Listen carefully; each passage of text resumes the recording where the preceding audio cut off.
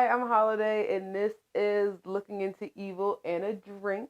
Today, we will be looking into evil, a disgusting evil, a monster. So, I am going to put a warning here for later on purposes, and then before I really get into details, I'll add another warning as well. This is my teacup from Killstar. I think these are so cute. And remember, my teacup, my teapot is from Killstar as well. This is from the Halloween Spirit store that I got. I thought it was really cute, so I got it. And here we are.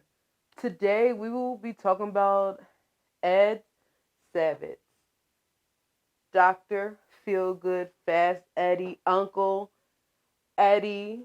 He is a sexual child abuser, basically a pedophile, who lived in Philadelphia in Rittenhouse Square, and he did monstrous things to young boys that were in college or looking for money. So let's begin.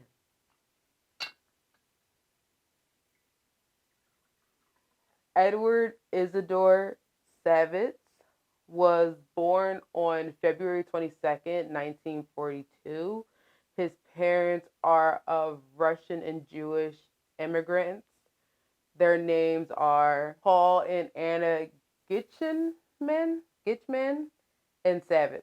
His career was, because it doesn't really talk about a lot of his young life. So his career was an actor. An actor is somebody that he is a businessman and a business manager who actually measures out risk and uncertainty with a job, basically. Ed is one of four sons that his parents had. His parents ran arcade.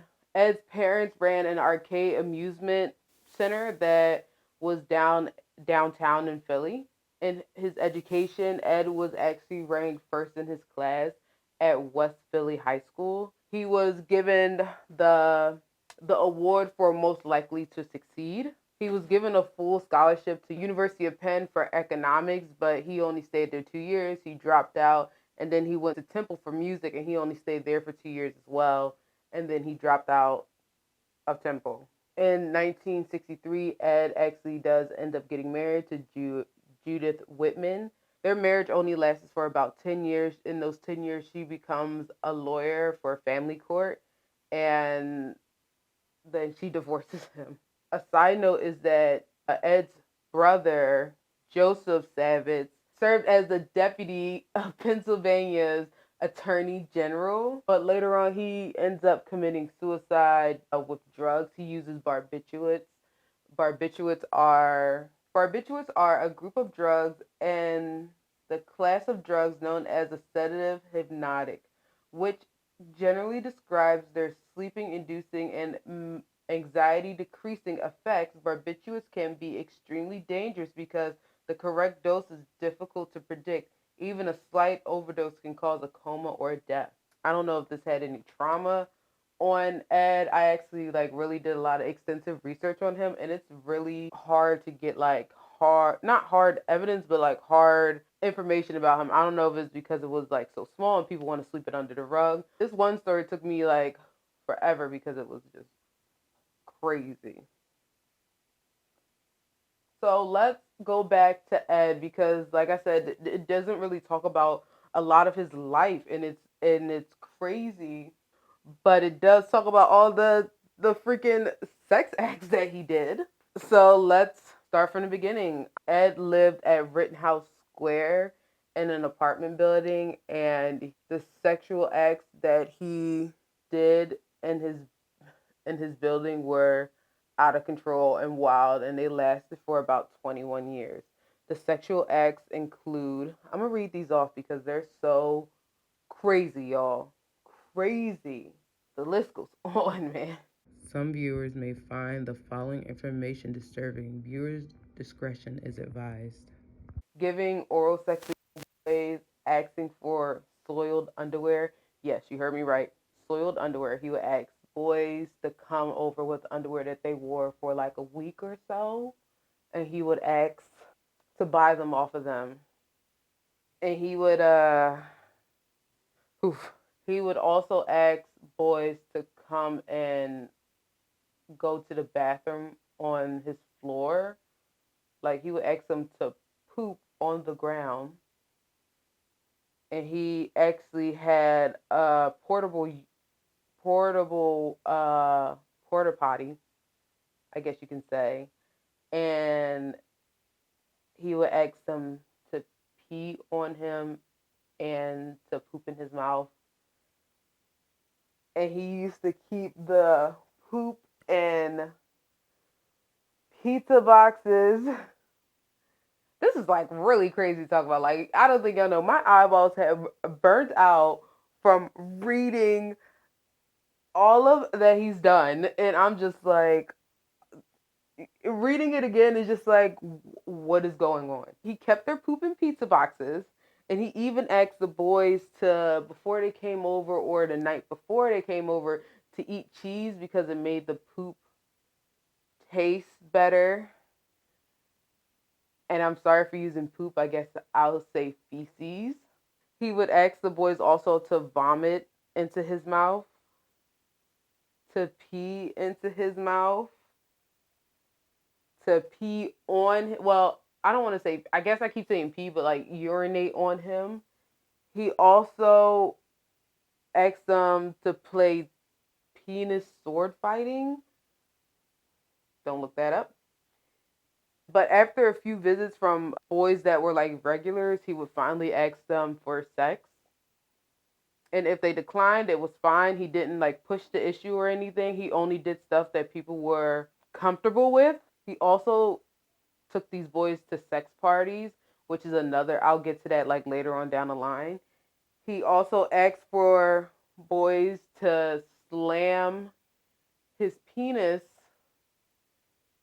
into a door and actually somebody on a podcast that said that he did it, like slammed Ed's penis into a door for him, said that the door almost fully closed on it, but some it would pop back out. It okay. This is crazy, y'all. Like, what the hell is going on? Like, this went on in Philly, and it's just, I'm just really shook. I'm really shook. I'm really, really shook.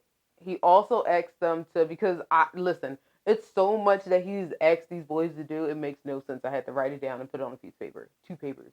He also asked boys to refer other boys to him, and he would pay them for referrals. He paid them about $25 to $100, and even if they ended up having sex with him, it would be more money. And he also didn't only pay in money, he paid in exchanges for like concert tickets, football tickets, baseball tickets, basketball tickets, any type of tickets you can think about. He had them. He would exchange them for sexual acts or sexual favors, and he would target boys that lived in Gary Ferry neighborhood. He also had a yearbook from St. John Newman's, and he would circle boys' yearbook pictures in the book like it was a catalog book and like he was going shopping, which is purely disgusting. Soon as boys started coming more frequently to Ed's house at random times of the night, his neighbors started to notice that there were just like random young boys coming in and out of the house, like all the time, all the time. And eventually, the sex crime unit in Philadelphia heard about this, and then he decided to open up an investigation, which took 6 months. But before then, in 1990, he was arrested for buying soiled underwear from a minor. Unfortunately, he was found not guilty, so that was just like over. And I think it's crazy because I think from every story, everybody always touches past with the law, but it's not an immediate like, okay, we need to arrest you and put you away right now.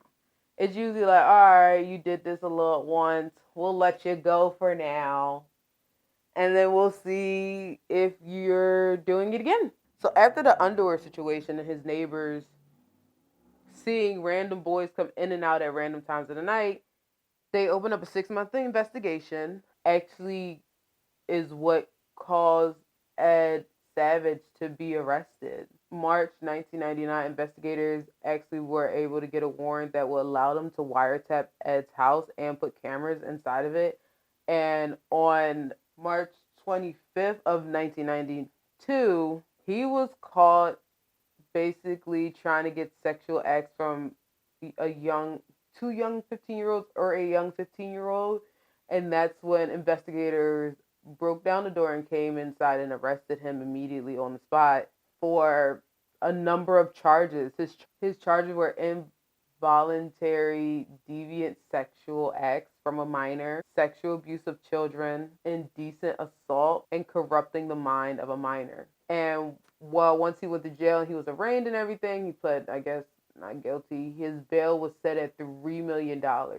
He was set out on bail, and then what happened is the next day, like the next 24 hours, he was arrested again, and his bail this time was set to $20 million because two teenagers came and they reported that Ed tried to have sex with them and give sexual acts, and they were verified that it was true. But then what's crazy is that through all this that Ed has done, he even put Philly in this high alert scare because let me tell you, Ed was diagnosed with AIDS a year before being arrested and still was having sex with teenage boys, but they all say that it was protected. He did not tell anybody or any of the boys that he had AIDS at all. So once they put Ed's picture on the news and then they announced that he had AIDS, there was a flood of calls to the AIDS hotline for young boys and a lot of teenagers to older men at this time because he was dating men from the age range of 15 to 18 to like pre-entering college basically.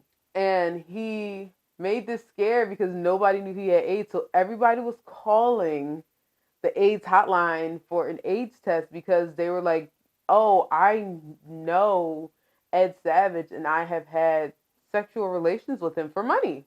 And they all wanted to get tested, so it was a big scare, and Philly honestly didn't know how many young men he actually abused due to how many callers came in.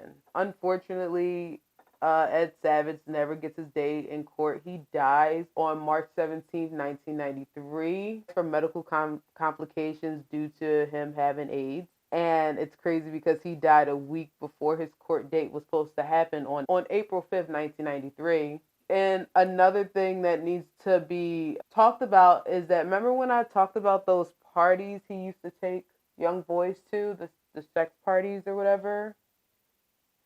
He he in some type of way knew Jerry Sandusky. And if you know who Jerry Sandusky is, he was, I believe, a coach for Penn State. And a lot of victims from Ed Savage came out saying that, yeah, I went to parties with Ed and Jerry Sandusky was there with these parties, and we would go swimming naked in pools and they would try to make us all feel comfortable like it was normal. And they said that Ed would bring his group of boys, Jerry would bring his group of boys, and they would like swap out to see who had the better group of men. Remember I said in the beginning that I talked about there being podcasts, and when I say there are a lot of podcasts, not a lot, I don't say a lot, there are multiple podcasts where actually victims come out and actually talk about it, and it's kind of odd because on the podcast, some of them they're laughing and giggling about the abuse they went through and what they did with Ed, Uncle Eddie, and it makes you like it is just crazy, and it's just crazy and mind-boggling that you can sit here and laugh at it because he really hurt a lot of people. But everybody would say that Ed was the nicest guy to be around or to do anything with because even if you didn't want to have sex with him, you could still get money from him for your underwear. And I'm thinking like that's a little odd. So, that is our story for this week.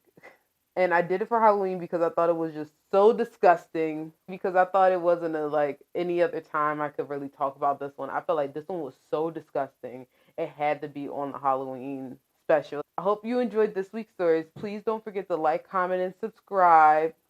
And I will be seeing you guys later. Bye.